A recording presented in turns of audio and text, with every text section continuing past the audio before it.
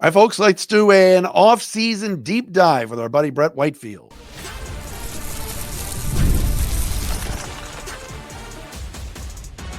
You are Locked On Lions, your daily Detroit Lions podcast. Part of the Locked On Podcast Network, your team every day. What's good, everybody? Matt Derry with you. It is another installment of Locked On Lions right here in the Locked On Podcast Network, your team every day on a Tuesday, June 24th, a rainy Tuesday into a Wednesday, June 25th. Thanks for being with us, making us your first listen, checking us out wherever you get your podcasts. Locked On Lions today, brought to you by our friends at FanDuel. Right now, new customers can get $150 in bonus bets when your first $5 bet wins. Lions continue to enjoy their time away, as, of course, rookies and veterans will report in less than a month here. Brett Whitefield, Fantasy Points, COO and owner, joins us on the program today. We always love breaking down what is going on with the Lions in the offseason with Brett, and he is with us today on a Tuesday edition of Locked On Lions. Brett, what's going on? Oh, man, I'm just enjoying some offseason. I'm playing a lot of golf. You know, I got a nice little tan going. I know there's got to be a tough this little gap for you between training camp and now. It's got to be tough. You know, not a ton of new stuff to talk about. So I'm ready to do this. No, there's not. How's the handicap these days, by the way? Oh gosh, I'm terrible. I take sucking very seriously though. You know, so I'm, put my best foot forward. But I'm just trying to break 90. That's like my whole goal every time I'm out. So really. And has it been done? I'm assuming it has. I broke 93 times in my golf career. You're back. Yeah. I love that. What's the beverage of choice on the golf course for you? Oh, if it's a weekday and I try to get out early and then I still have to work. So it's water or coffee, but on the weekends we'll go with like a long drink or something, Oh yes. The old long drink. Shout out to the Bonderic clan, Jacob and Dawn. They're long drink fans as well. All right. Shout out, by the way, to our everydayers that watch and listen to the podcast daily. Thanks to those of you that check us out on our Locked On Lions YouTube channel. Brett, how would you characterize this offseason? There's still moves to be made with this Darius Smith stuff we'll talk about, maybe. But how do you view what the Lions have done, Brad Holmes has done, as we head into July and next week? Yeah, I feel like either I talked to you right before the draft or right after, but, this approach has been draft and develop. This is what good teams do, Matt. And I know Lions fans aren't used to quiet off seasons like this. It's been pretty quiet, right? But this is what happens when you become a good team. It's draft and develop. You got to count on the guys you've invested draft picks into to step up and play crucial roles. And obviously with Frank retiring, there's another one, lined up and ready to get knocked down. So I love this phase of where the Lions are at, though. It's a lot more enjoyable than where they've been, obviously. It makes you feel antsy because you want that next big thing to happen. But the next big thing to happen is week 1, baby. So I'm ready. You just mentioned it, Frank Ragnow retirement. I know how big of a fan of his you were. And I remember you and I talking years ago when he was playing guard. And I think you were like, can you move him to center already? And you were one of the first on that train. But what kind of a loss is this for this team? How big of it would you say? Yeah, it's a tricky one where I don't want to overstate it, and I also don't want to understate it. So I'm not going to lie to you and say it's nothing. It's a big deal. This is for all intents and purposes, he's a top 2 guard in the league. Maybe you argue Creed Humphrey's a better player, but that's about it, man. And so you're losing that kind of player. It stings a little bit. The one, I guess, ace in the hole the Lions have is Brett Holmes has been investing in the O-line since he got here. I think he's drafted, 6 or 7 guys in 5 drafts. They always are really hot in the UDFA market. They always take flyers on, I would say, veteran O-linemen on the back of the roster, like a Michael Nisi who can contribute, so they have guys to replace him, but there will be a drop-off. I think that's fair to say. Fantasy Points, I know you look at numbers similar to how PFF operates. In terms of Ragnow and kind of grades and what he brought to the table, like you said, an elite center right up there with guys like Creed Humphrey, right? Absolutely. I mean, the pass pro stuff speaks for itself. I mean, he was elite as a pass protector. I think for the offensive line as a whole, when you have a unit as good as the Lions unit has been, a lot of it does come down to communication and continuity and having a center that you trust with all the calls and always gets you in the right protections with the quarterback. That's what Frank has brought to the table. So it even extends beyond the numbers. And then in the run game, man, he's a tone setter. He's been everything they want from a culture standpoint, He goes out there and does the dirty work, and he's got tons of range as center. He's also powerful and thick, and he's great on double teams and deuce blocks, and can work the second level and bury linebackers. Like, there isn't really anything this guy can't do.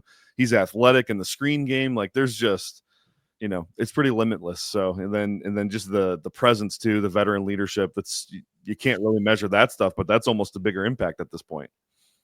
So what do you do if you are Brad Holmes and Dan Campbell in terms of who gets the first crack at that position? Is it Tate Ratledge? They're going to be tempted, right? Especially because as a rookie, you kind of want to settle him in where he's going to be. It's tough in a year where you feel like the stakes are so high, like they have to win.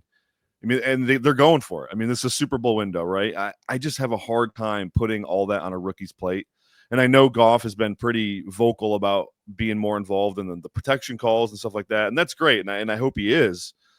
But at the same time, like, I think Graham Glasgow there would just be a better fit right now. And it sounds like I've heard maybe through the grapevine, he doesn't even really like playing center. But I feel like just at least starting the season, let's get Graham at center because of the experience, because he knows the calls. When Frank was down, Graham was in there. Obviously, he played center here before as well. So I feel like that would be a better fit right now. But Tate is probably the long-term solution.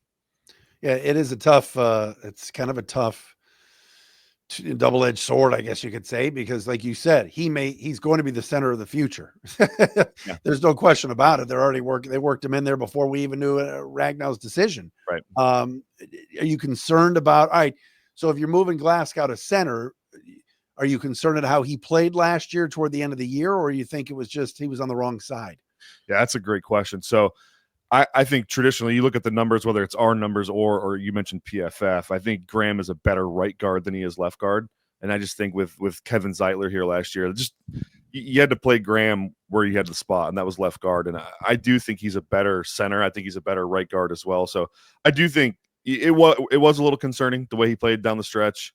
But I think a move to either right guard or center should correct that. I think he's much better in either of those two spots. Brett Whitefield with us from Fantasy Points. All right, so on the Whitefield O-line, we've got Decker at left tackle, we got Sewell at right tackle, and we've got Glasgow for now, like you said, at center. Who's playing which side at guard? I'm assuming you'd have Ratledge at right guard, but what about left guard? Yeah, left guard, Christian Mahogany, I think in his starts last year showed that he's the real deal.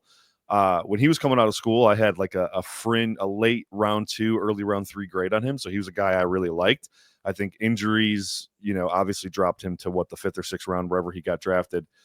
He's got one leg that's like several inches longer than the other, which was a big red flag medically. So, but he's the real deal, man. And he played right guard mostly in college, but he showed out at left guard last year. So I'm pretty comfortable with him at left guard. Now, like, if we get to camp though, and a Giovanni Manu is getting reps and looks great, yeah, got no problem with that. They have a pretty big investment in him. If Colby Sorsdahl dusts himself off and somehow makes a run at it, I'm fine with whoever wins that job. But I definitely want Tate Ratledge at right guard or center. And since I've already said Graham at center, let's put Tate at right guard, and then left guard. Whoever wins that job, man, I trust the staff there to make that call. You mentioned Manu, which is kind of a wild card, but maybe there's something that none of us know that they know about Manu, because they took him pretty high 2 years ago. Now it'll be two drafts ago. Where's he fitting? Or is he just, hey, if Decker, knock on wood, goes down or somebody else goes down, he's the first man up? I don't know, because like he didn't obviously play last year. He's been basically a really expensive project, which I'm okay with taking shots like that. When you get it right, you end up with a Jordan Mailata, right? So I think that's the pathway for him, is that he turns into a guy like that. But he's a really great athlete, Matt, and so I think he can play offensive tackle. But if they're giving him reps at guard, that is probably a little concerning, that they don't think he's maybe has the movement skills or the slide to be a tackle, and they want that size and physicality in the inside. So, but I mean, like I said earlier, they've invested a lot into this O-line. Knowing that they had some aging talent, right? Taylor Decker's not getting younger, and then Frank calling it quits. I mean, it seems like they've been slowly preparing for this moment as is. So I feel pretty good about it. Yeah. And you talk to some people with the team, they love Equigon, and they also like Frazier, and we didn't even mention them yet. So they've got a lot of depth there right now.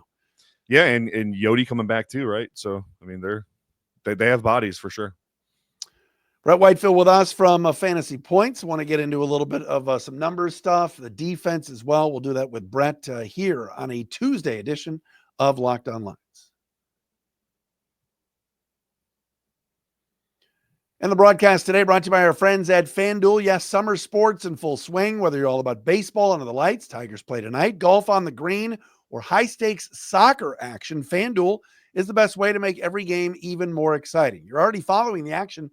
Why not make it a little bit more thrilling? With FanDuel, you can get in on the game while your friends are getting sunburned at the beach, all right? It's easy to use. FanDuel, fast to pay out, makes even regular season games feel like must-watch events if you're throwing some money down on the site. Whether I'm placing a same-game parlay or watching a bet, a ride into the ninth inning, FanDuel makes it feel like you are part of the action. I mentioned Scooble pitching tonight for the Tigers against the Athletics.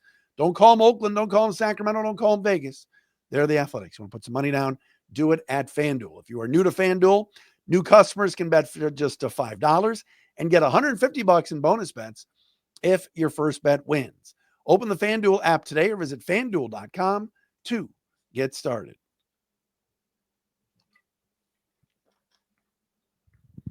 Always love the conversation with our buddy Brett Whitefield from Fantasy Points. Check out his work at his site. All right, Brett. So real fast, I want to get to the defense and everything else. You mentioned it before. Good point. Jared Goff, Dan Skipper, I think, was quoted a couple weeks ago. Hey, Goff will just make more calls at the line. He wants to have more responsibility at the line. They lose Ben Johnson, and John Morton says, we're going to put more on Jared, during the week to prep. Are we asking too much of this guy, or you think he can handle it? I think he can handle it, man. He's a pro. Like he's been doing this so long now at such a high level. And as far as I know, he was already somewhat involved in the protection calls, obviously, as most veteran quarterbacks are. So I'm pretty confident that he's going to get it done. I probably should have mentioned this with the O-line talk too.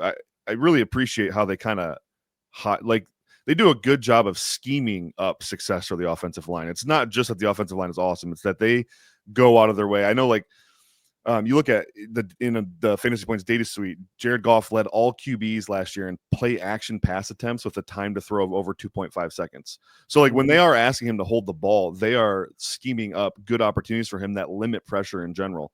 That's 52% of all of his dropbacks, Matt. And then furthermore, those heavy dropbacks where he is on a 7-step drop or a heavy play action rollout, a lot of them are on first downs. I think he had over 128 pass attempts on 7-step drop on first down. So they do a really good job of keeping the defense off balance and kind of protecting Goff, protecting that offensive line. So there's not really ways to attack them. The other thing about the offense, and no one's talking about this, but Sam Laporta and his wife just got married, and the new Pope blessed them. So maybe a big year for Laporta. Yeah, right. I'm massive year for Laporta. He wasn't healthy last year, and we still got decent play out of him. So I think this is a big year for him for sure. But the new Pope's a big White Sox fan. It's not like they've gone on a run. All right, defensive wise, give me some numbers. A lot of talk about how much the corners played man and a lot of the holding calls that took place really at the start of the year with Terrion Arnold. But in terms of how they're going to scheme and play, can this be under Kelvin Shepard a top 10, top 15 defense? I know DVOA, they were good, but just basic numbers first and foremost. How do you view it? Yeah, I mean, so pre-Hutchinson injury, they were a top 5 defense in the NFL. Coverage metrics, we chart separation here at Fantasy Points Data. So we have really in-depth separation data. The inverse of that is we know what corners are getting beat the most often, and they were sticky in coverage, especially when, and I know Terrion had a rough start to the season with, I think he had 6 defensive pass interference or holding calls in the first 5 weeks or something like that. Yeah. But he, after week 11 on, Matt, he was a top 12 cornerback in just about every single metric we have. He was fantastic, but in the separation stuff, especially, I think he ranked 11th from week 11 on in separation allowed. I mean, he was sticky as it gets, and the penalties went down. I think he had 1 penalty from week 11 on. So, I mean, huge improvement there. Hutchinson back healthy. And then even when Hutchinson was out, Matt, there's this weird perception that the Lions couldn't get home on the quarterback. Now, there certainly were games where it was rough. I remember, was it Chicago Thanksgiving where it seemed like that comeback Chicago second half? Yeah, you just had all day, right? Yeah. And then the Bills game was another one. There were games in there where it wasn't working. However, they still ranked like without Hutch. They were still middle of the pack in pressure rate, middle of the pack in sacks. I mean, it is still, it's workable. You get a healthy Hutch. You probably get a Zadarius Smith back. I think Josh Pascal in another year. Levi Onwuzurike coming back. I thought Levi was dominant as an interior pass rusher last year. I think some of the numbers are skewed because as the injuries piled up, they had to move him to the outside. He was playing edge for like 4 or 5. That's not what he does. So like getting him back at 3 technique as a pass rusher, I think that helps the unit. All to say, Matt, I do think this is a top 10 defense if they can get some health luck. And that's a big deal. Obviously, it seems like 2 years in a row they were really banged up. Obviously, last year it was just over the top bad. But, man, if they get a little bit of health luck, I do think this is a really good defense. So you do subscribe to the theory that Zadarius probably late August decides, I'll play for the Lions again and take a lot less money. It seems like that. I'm not one of the super hypercritical of Brad Holmes guys because they didn't address edge rusher in a big way. But it does seem weird if they really are that confident going into the season with Marcus Davenport, who when on the field's fine, but he's just never on the field. And then Josh Pascal, who we've probably established as a better run-stopping defensive end and edge setter than he is a pass rusher. So it would be a little weird for them to go into this championship or bust kind of season with that as your opposite Aiden Hutchinson. I know they drafted, Hussein in the 6th round. I don't think you can expect a lot from him this year, Matt. So yeah, I do subscribe to this. It's probably going to be Zadarius Smith logic there.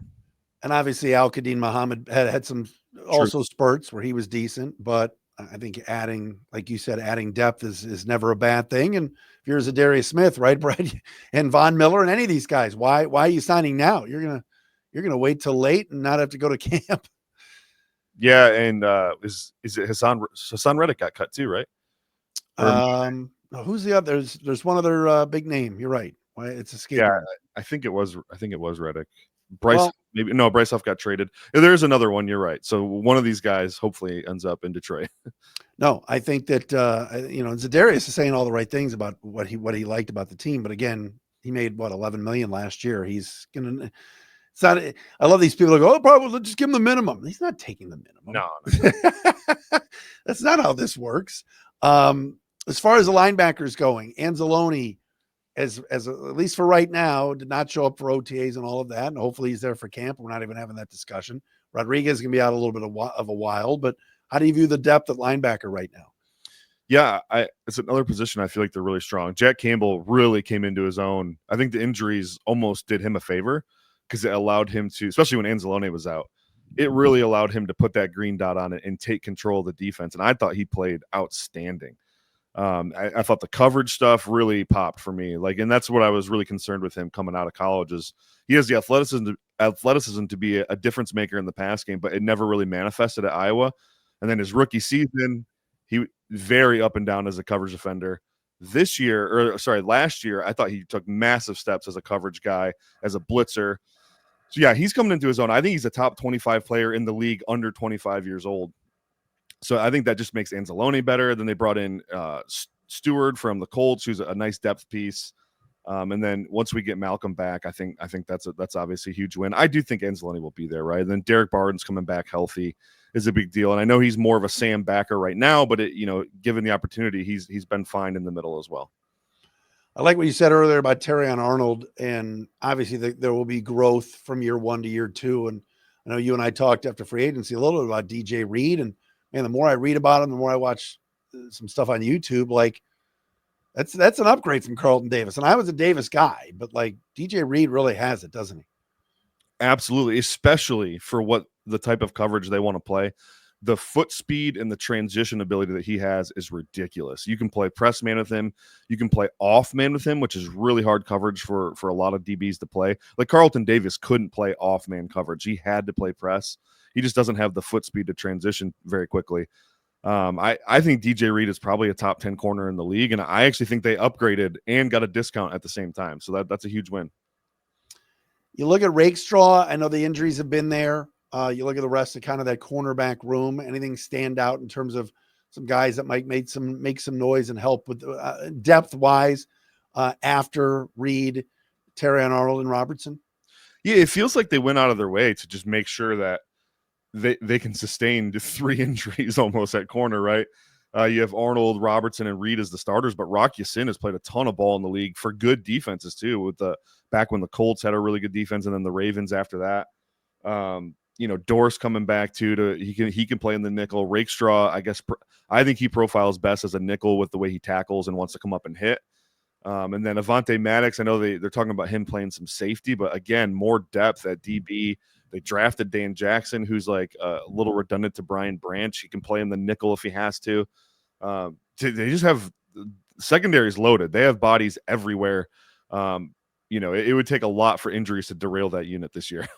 No, health is a huge key, no question about it. I want to get Brett's thoughts on the rest of the division, what he's seen via free agency, the draft, and what we're talking about when it comes to the NFC North. We'll do that coming up next. Always love chatting with Brett Whitefield from Fantasy Points. Check out his stuff. All right, are you the Chicago Bears? I joke about it every guest I have on. I call them the offseason champs. They can hang banners. But are you on the bandwagon that, I'm reading some people that say, hey, I think they can win the division. Are you in that camp? Or are you like, no way, but they might make the playoffs? I don't think they're there yet. You nailed it with the offseason champ thing. This is like the 3rd year in a row they've been the offseason champ, right? So 3-peat. Yeah, we gotta see some more. I will say I like to an extent what they've done. I think improving that offensive line wasn't bad, by the way. Caleb Williams kind of exacerbated the weaknesses of that offensive line with his Matador style quarterbacking, where he's just inviting chaos into his life. But Joe Thuney, Drew Dahlman, Jonah Jackson, that's a really improved interior offensive line. The question for me is Caleb Williams, man. I think there was his rookie season was so bad, Matt, that I would be a little nervous if I was a Bears fan. Obviously, you bring in Ben Johnson to help with that. You rebuild that offensive line. You add a Colson Loveland.